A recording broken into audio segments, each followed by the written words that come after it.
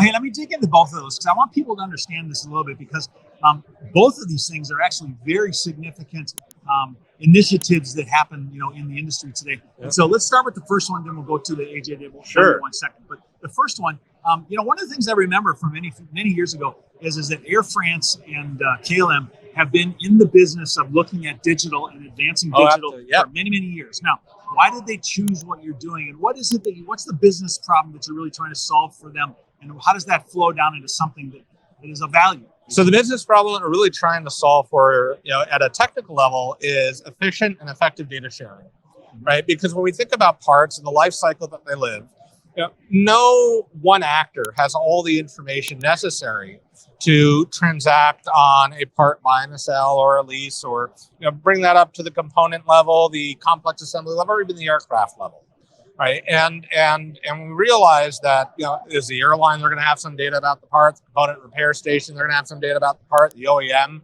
they're going to have some data about the part. Those are a myriad number of use cases that really come together and deliver value when you can put all that information together in a seamless data sharing environment. Now, KLM and Air France, they actually did a POC on blockchain 4 years ago. They had a lot of lessons learned, right? Part of what SkyThread is providing is the fact that we are a neutral facilitator in this marketplace. I mean, everyone in MRO is both a supplier to and a competitor with each other, right?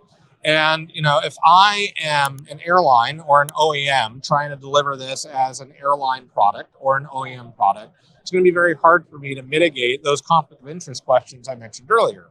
But at SkyThread and the consortium that we have helped form with leaders in the industry to do pre-competitive standards around data governance avoids that conflict of interest problem, right? We're not an airline. We're not a parts manufacturer. We're not an airframer.